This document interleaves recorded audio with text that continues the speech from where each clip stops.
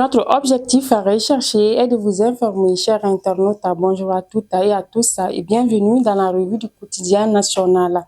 L'essor, voici les informations. La phase nationale de la consultation des forces vives de la nation et des Maliens établis à l'extérieur sur la relecture de la charte des partis politiques s'est achevé hier mardi 29 avril 2025 au CICB sous la présidence du Premier ministre, le général de division Abdoulaye Maïga. À l'issue des échanges, les forces vives de la nation et les Maliens de l'extérieur ont recommandé l'installation du général Assimi Goïta comme président de la République pour un mandat de 5 ans renouvelable à partir de 2025, ainsi qu'une caution de 100 millions de francs CFA pour la création d'un parti politique. Le rapport des États généraux de la santé tenu en décembre 2024 a été officiellement remis hier au président de la transition, le général d'armée Assimi Goïta, par la ministre en charge de la santé, le colonel Hassan Bajalo Touré.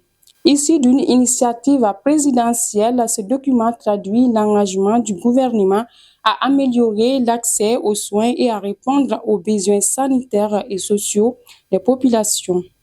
Par décret numéro 2025-0D68 du 25 avril 2025, le président de la transition a lancé l'opération Doukou-Koloko destinée à rétablir l'État du Mali dans ses fonctions régaliennes sur toute l'étendue du territoire national. Cette initiative s'appuie sur les forces armées et de sécurité pour favoriser le retour d'une administration publique efficace répondant aux attentes du peuple.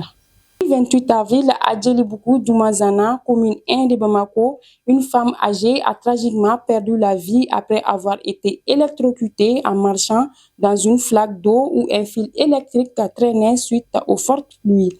Transportée à l'urgence à l'hôpital, elle n'a pas survécu. Rendez-vous sur notre site lesor.ml pour plus de détails. Sa Majesté le roi Mohamed VI a reçu ce lundi 28 avril en audience au Palais royal de Rabat, capitale du Maroc, les ministres des Affaires étrangères des 3 pays de la Confédération AES. Cette audience s'inscrit dans le cadre des relations fortes et anciennes du royaume avec les 3 pays frères de l'AES qui ont toujours été frappés du sceau de l'amitié sincère, du respect mutuel et de la solidarité agissante de la coopération fructueuse.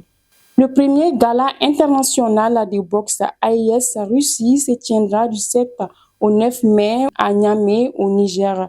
Selon un communiqué de la Fédération malienne de boxe, FEMA Boxe, l'événement réunira des boxeurs de la Confédération des États du Sahel, AES, et de la Russie. Cette première édition sera également marquée par la création du bureau confédéral de boxe AES dans le but de multiplier les opportunités de compétition pour les boxeurs de la région. Et nous voilà à la fin de cette revue. Merci de l'avoir suivi. N'oubliez pas, continuez à nous suivre sur lesor.ml ainsi que sur nos plateformes digitales. Au revoir.